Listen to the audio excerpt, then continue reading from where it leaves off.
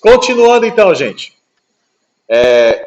O nosso comando que nós vamos colocar aqui no SQL é o comando insert into, tá?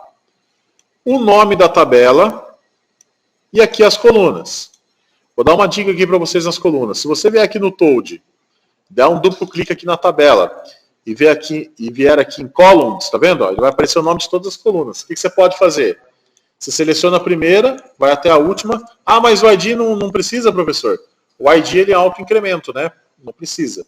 Você só vai colocar as colunas aqui que você vai preencher de fato. Vou dar um Ctrl C. Se quiser organizar aqui no bloco de notas, ó, entra aqui no bloco de notas. Certo? Dá um Ctrl V. E a estrutura das colunas lá no SQL tem que ficar dessa forma. Nome da coluna, vírgula, nome da coluna, vírgula, nome da coluna. Bom, estruturei bonitinho aqui.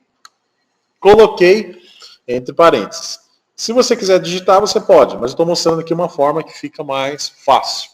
Eu acho interessante você fazer dessa forma, por quê? Porque você não pode errar. Beleza ou não? Você não pode errar no nome da coluna, senão vai dar erro. Tá? Ok, você colocou aqui entre parênteses, né? Aliás, eu coloquei aqui entre parênteses o nome das colunas. Agora, o que eu vou passar?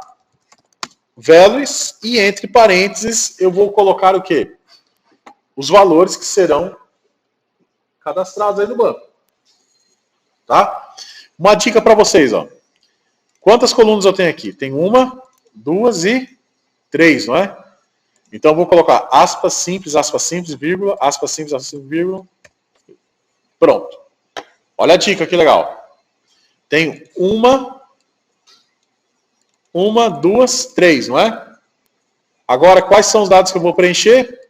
1, 2, 3. Posso esquecer de colocar o ponto e vírgula aqui.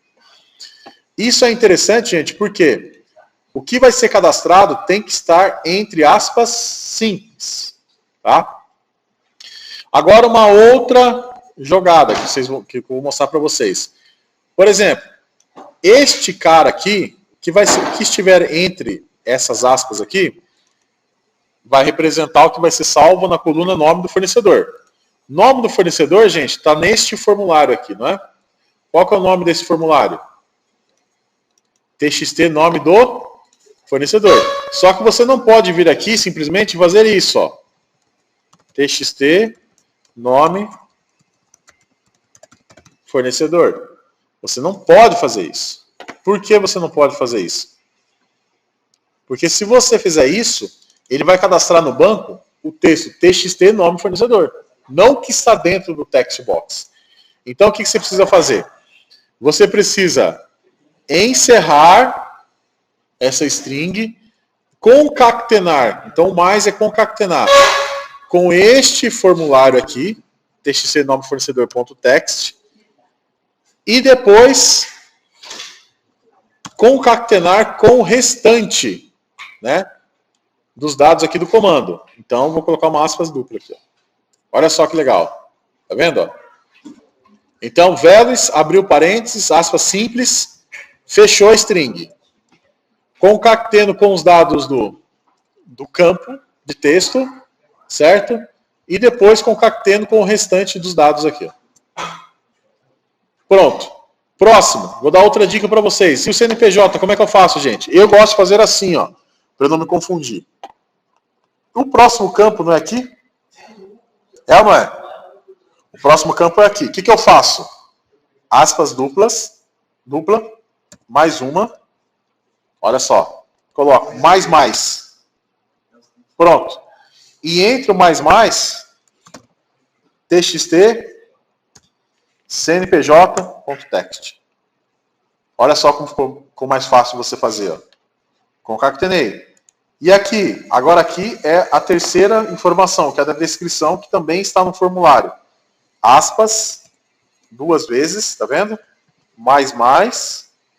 E aqui, txt, descrição.text. Pronto, só de fazer isso, gente, já vai funcionar. Por quê? Ele vai chamar a sua classe query MySQL, aonde essa classe nós criamos ela com passagem de 2 parâmetros, né? O primeiro parâmetro vai estabelecer para você, vai pedir para você os dados de conexão. Esses dados de conexão, eles estão aonde? Eles estão numa variável, certo? E essa variável tem uma string que contém as informações de nome do usuário, servidor, etc. E em seguida, eu tenho a minha query. Aí a minha query, eu estou trabalhando com o comando insertInt, nome da tabela, colunas e os valores das colunas, né? Por que está estruturado dessa forma, professor? Porque os valores das colunas são respectivos, né, desses formulários. Pronto. E vamos supor que eu executei essa minha query com sucesso. Quero mostrar uma mensagem para o usuário, certo? Então vou vir aqui, chamar o messagebox.show. Vou falar para ele assim, ó, dados cadastrados com sucesso. Vou colocar um título nessa janela, Senai. Vou colocar um botão, então message button.ok, e vou colocar um ícone também. Message icon. Ponto. Agora não é o error mais, agora é o information. Só para dizer para o usuário que foi cadastrado com sucesso. Se porventura der um erro, gente, como nós estamos numa estrutura do try-catch, se der um erro aqui, automaticamente ele cai aqui. E nem vai mostrar essa mensagem. Depois de cadastrado com sucesso, o que é interessante nós fazermos? É interessante a gente limpar os campos, né? Sim ou não? Então vou pegar aqui, ó, txt cnpj.text, vou limpar os campos. Txt descrição.text, vou limpar os campos. E txt nome do fornecedor.text e vou limpar os campos. Limpei os campos, eu vou voltar para o primeiro formulário, que é o txt nome do fornecedor.focus. Então já vou voltar para o primeiro formulário. Professor, por que é interessante fazer isso, né? Limpar os campos e voltar para o primeiro forms. Vamos supor que o cara tem 150 fornecedores para cadastrar. Toda vez que você cadastrar, você tem que clicar, limpar os campos e depois ir digitar novamente? Pô, fica muito difícil, né? O que é interessante fazer? Depois que ele faz o cadastro, é interessante que o próprio software, ele já limpe os campos para você e já posiciona o cursor no primeiro campo, que é para você começar a digitar de novo. Então é sempre interessante você fazer essa jogada, tá? Vamos fazer um teste, gente? Vou iniciar.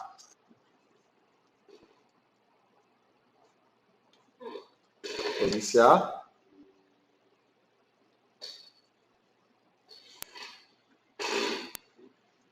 Agora, nome do fornecedor. Vou colocar... Deixa eu ver o que eu tenho cadastrado aqui, ó, tabela fornecedor. Laticínio, vaca gorda, laticínio, vaca leiteira. Então vamos colocar agora...